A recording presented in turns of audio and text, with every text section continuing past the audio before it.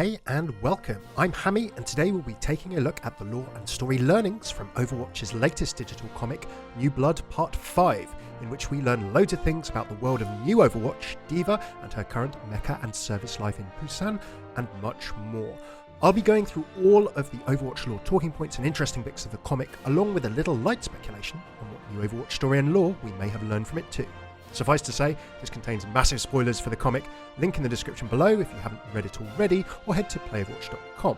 Please read it first, let me know your thoughts. I'm going to briefly summarise the story now, so timecode's in the description below if you've already read it and would like to skip to the analysis. Let's get started.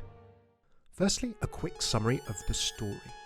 In Korea, MEKA Squad is watching the world news reporting on the events of the Null Sector attack on Paris, as shown in Overwatch 2's announcement trailer, 0 Hour. As Null Sector struck Paris seemingly with no warning whatsoever, the MEKA crew, Overlord, King, Casino, D.mon, and of course Hana Song D.va are very concerned as to what this means for the world and for them. Is this an isolated incident or the beginning of a new war? The second omnic crisis? D.va expresses presumably what the squad are thinking. Can they contact or cooperate somehow with Overwatch, who could really perhaps use their help? We're introduced to Captain Myung, MEKA Squad's commander, who gives the official line: as Overwatch has been outlawed, HQ forbids contact, and the squad should focus on Korea, the nation and the people of it depend on them, even though she doesn't seem overtly happy with this line.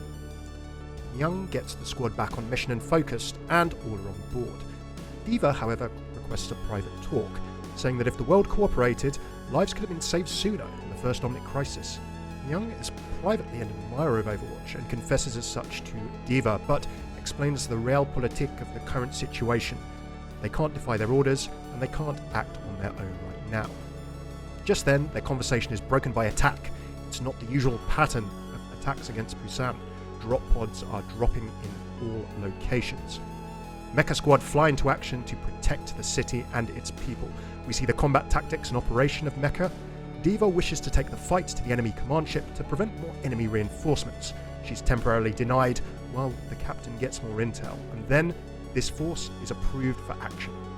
As King is shot down as he goes too far ahead, D.mon and Casino struggle to hold back the ground assault, and MEKA are on the ropes and ordered to retreat until D.va spots a new dropship. Overwatch 2 then enter the scene.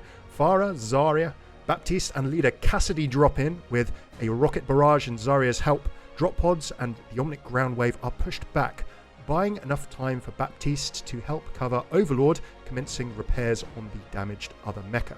This leaves D.va and Pharah free to secure the sky.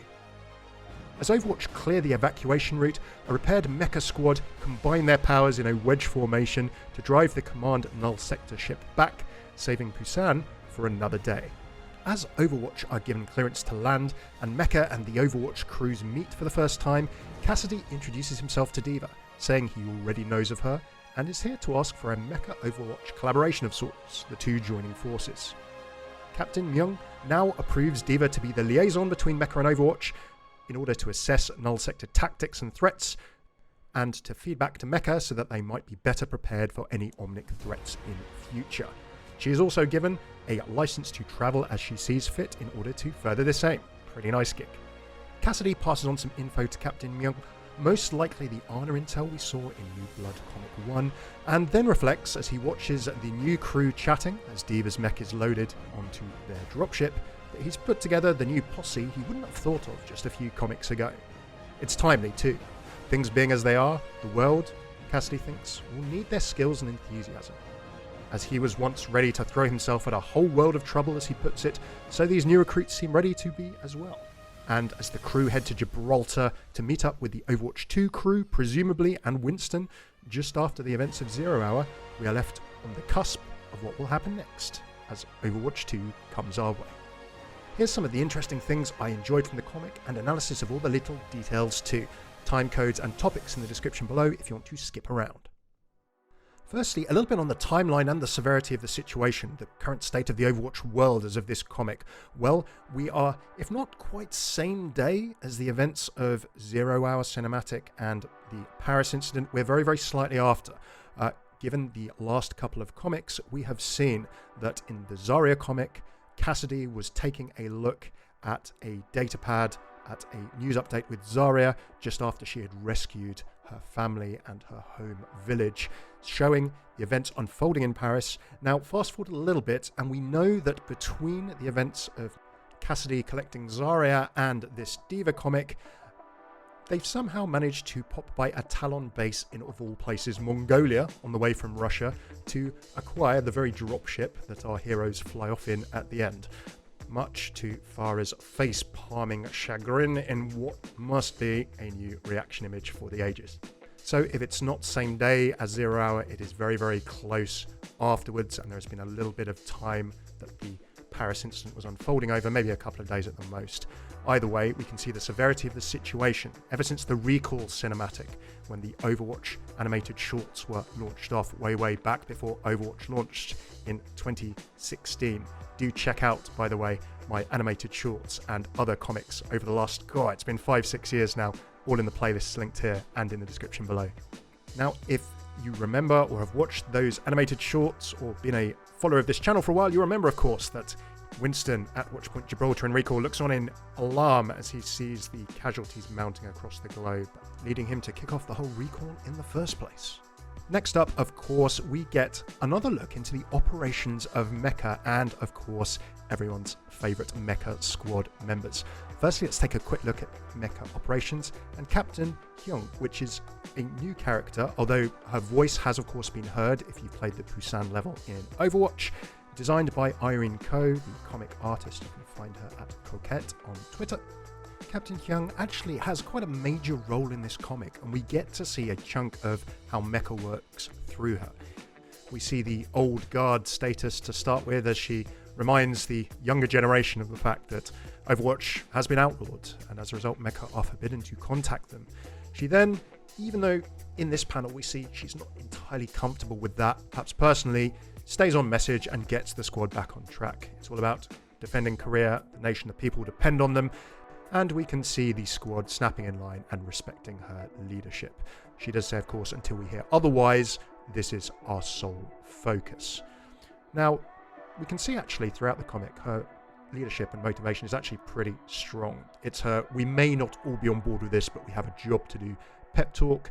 And when D.va asks her for a private chat, she does say, look, behind closed doors, I can tell you I admire Overwatch, but Korea can't be seen to be breaking with the judgment of the international community, and of course we can't defy direct orders. Now, in battle, we also see Hyung's capability.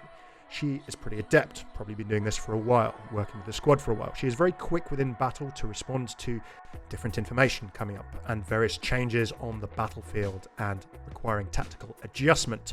She works very well with the squad. She does hear what they're saying, takes suggestions, makes the important decisions quickly, retreating one moment, pressing the attack the next moment. It's also impressive how fluidly she takes command of Overwatch when Cassidy offers their services, and we'll talk about Cassidy later, but I quite like the fact that he is a clearly changed character from when we've seen him in various Overwatch lore materials past. Now, of course, this wouldn't be a D.va or MEKA comic without going into the MEKA squad that everyone has been enamored with since Shooting Star, D.va's animated short. And we get to see a bit more of the personalities, them in action, and what they do. We have Overlord in blue, of course, the colour theming not only resplendent in the Busan level, we can see not only their doors, but also their beanbags and also their mechs. Overlord in blue with his repair drones and support type role, of course. We see him being covered by Baptiste and getting the other MEKA unit members back online. King kind of working on an area assault type capability with D.va. Casino working in a ground unit style fashion with D.mon. And D.mon, as the squad land at the beginning of the combat, almost being the sword and board, big tanky front line type, which leaves D.va kind of in her purple as a multi-purpose type mech. Her abilities, of course, we're very familiar with from Overwatch. Shield in front, multi-purpose mixed assault and utility vehicles, and a support unit in Overlord bringing up the back. Sounds pretty familiar to me. Now, although the MEKA squads deploy in what seems to be a relatively rehearsed and familiar kind of way, given that these Null Sector omnic tactics are pretty similar, according to Captain Myung, to Paris and what she'd seen from there, MEKA squad seems somewhat outnumbered and perhaps ill-equipped to deal with this assault. D.va's request to attack the command ship is sensibly denied, I think, by Myung, as the priority is civilian defense and they needed more information. As the team question the decision and say that they risk being overwhelmed if they can't cut off the drop pods, D.va backs up her commander's orders and commits to them until the captain, having received enough intelligence, then gives attack points to attempt to disable the command ship to D.va and King. Now, as those two go ahead and King gets shot down for being a little bit too far ahead of D.va, D.mon and Casino are being overwhelmed, so it seems, on the ground. We get a pretty fearsome shot of Casino being nearly cut into as Slicer Omnics get close and start trying to cut into his mech. D.va is told to retreat and protect both civilians and her remaining squad. She still wants to save the city by getting to the command ship. And just as things look at their bleakest, well, guess who turns up? Overwatch 2 Electric Boogaloo. As the squad get back out there with the help of Overwatch, we see Captain Myung call a Sogi or wedge formation, I think, and we get the all-action MEKA battle shot as the squad fire in unison to drive off the Null Sector command ship. In addition to the cool insight into MEKA operations and the MEKA team in general, we also get an insight into more of Hana Song, D.va, and her evolution from Shooting Star, her own animated short. If you want to recap on Shooting Star and the lore details, check out my animated short lore analysis, as well as everything else Overwatch in the playlists in the description. We saw D.va going from being quite a solo operator, taking the world on her own shoulders, to realizing that sometimes you need a friend who's got your back, no matter what. We see her moving on even further here, that she has realized that actually Overwatch and the world need greater help, and that if people had, as she talks to Captain Myung in a private chat, if people had come together earlier, around the first Omnic crisis, then many lives would have been saved. Now, I love this conversation between D.va and Captain Myung. There's a literal parallel here. If you haven't read the Overwatch Uprising comics in the past, again, I've analysed those in the description below. Check out the playlists. But take a look at these panels where Tracer is having a similar conversation with Jack Morrison, trying to persuade him at the time that Overwatch can't just stand by, even though they've been officially told not to intervene and that the British government does not want them taking action in London. With a compassionate plea, Tracer eventually gets Morrison to change his mind, and they jump into action. So a literal parallel between the New Blood D.va's conversation with her captain and Tracer's previous conversation with her captain all of those years ago. We see D.va's maturity as well during this comic. Previously in Shooting Star, she kind of went off half-cocked on her own against a whole swarm of Kishin Omnics. This time, she is, although she may disagree in the heat of battle with her commander's assessment, she is obeying orders, she is being professional. Granted, we haven't seen any proof outside of Shooting Star that she didn't do that in the past, but she is on board, supporting her team, and even at the end, when Cassidy is saying that Overwatch and MEKA would quite like to team up, she is about to say that she's not allowed or not able to until Captain Myung jumps in and shows a change of heart from earlier, that she will sort it out with command and that she knows that D.va and MEKA needs to be involved so that the world can be helped and that what can be learnt out there in the world in the fight against the Omnics can also be applied to the defence of Korea. We also, of course, get to see new Overwatch 2, the new crew, in battle. Now, from their heroic dropship opening, we see Pharah raining some justice from above. In the second such occasion since her individual comic piece of lore, Pharah's now pretty much had 2 comics to herself.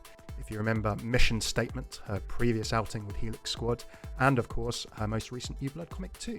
We see D.va and Pharah in the air together. We see her supervising the loading of D.va's mech and indeed piloting the dropship at the end, taking D.va under her wing a little bit in this image, which I like too.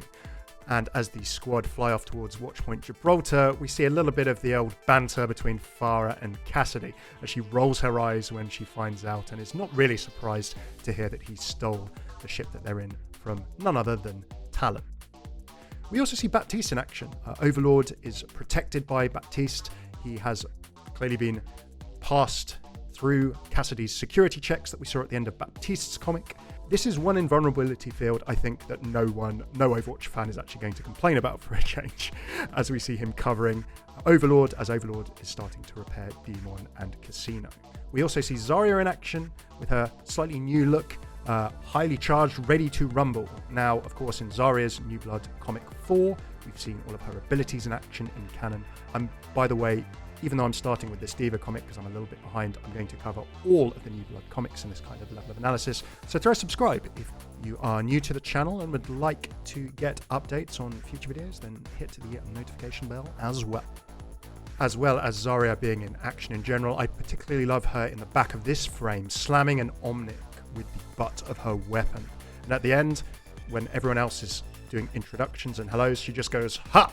Very, very on brand for Alexandra Zaryanova. Last but by no means least, we have Cassidy. And although every single comic in New Blood has been running through Cassidy's kind of arc, getting this new crew together, we can see that he's really a leader. By the end of these 5 comics, he's really running this unit now. Now, in the past, we've seen him in Uprising and Blackwatch under Reyes as somewhat of a lone operator behind enemy lines, operator that even Jack Morrison didn't know was in action. But he's now a leader. No ego. As Overwatch hit the ground, he is telling Captain Myung, "Tell us where you need us," and then he's right into the fray. This is quite the change for a man whom, apparently according to Baptiste, had a subtitle on his Talon folder of being impulsive and reckless in New Blood Comic Part 3. Cassidy introduces the squad to D.va at the end with his recruitment routine, which is quite funny. We've seen it in various ways over the last few comics. He passes the intel to Captain Myung as a gift from the old guard to the new. Well, obviously a gift from MEKA, and perhaps nodding to Captain Myung as being one of the old guard too. We also see his reflection at the end. He was thinking about going off into the sunset cowboy style, which he did to a point in the animated short Reunion, and indeed, if you think about it, in his original comic as well, Train Hopper. He made a new crew instead. Apparently Cassidy was once the same, ready to take on a whole world of trouble, but he very much feels, sadly for them perhaps, but good for the world, that this New Blood are going to get their chance. Now towards the end, I just love this one panel from the writing team and Irene Coe drawing this. It's a real throwback to the very first Overwatch comic, Train Hopper, way back in 2016. Now obviously as a character, Cassidy is into his cigars, but it's cool as he's throwing it away. A little symbolic to me perhaps, don't know about you, of the end of something or maybe the beginning of something new, particularly as we've seen him lighting them up on several occasions, including in that first comic over 5 years ago now. Absolutely crazy how time flies. Last but not least, I find it cool seeing a little bit as to how Overwatch lore and the story is going to progress from here, as Overwatch is now allowed to land and officially being recognized, shall we say, by MEKA in the heat of this moment or in the aftermath of this battle. Captain Myung says that MEKA, well, are a bit banged up, but it could have been a lot worse without our new friends. D.va's request to help Overwatch has now been approved by the captain, saying that they can't afford to be caught unawares like this again. As Korean or MEKA liaison to Overwatch, D.va needs to assess the Null Sector threat to Korea, update their tactical response, and you may travel as you see fit. Very nice for her. So, as the squad packs up and Cassidy reflects, they set a course for Gibraltar, and we presumably think that they're going to rendezvous with the Overwatch 2 crew from 0 Hour plus Winston. So, what will Overwatch newly reformed do next? I can't wait to find out. Thanks very much for tuning in to this analysis of Overwatch's New Blood Part 5 digital comic. If you like this video, please hit the like button below, subscribe, and of course comment with what you thought of the story, details you enjoyed, and what you'd like to see happen next in the Overwatch lore. Now, I'm on a little bit of a catch-up as I've been inactive for a few months, so stay tuned for more New Blood comic analyses of the other comics coming soon. I've actually analysed all past Overwatch comics, shorts, lore, interactions and voice lines since before Overwatch launched. So if you enjoy the story of Overwatch, please do check out the playlists here.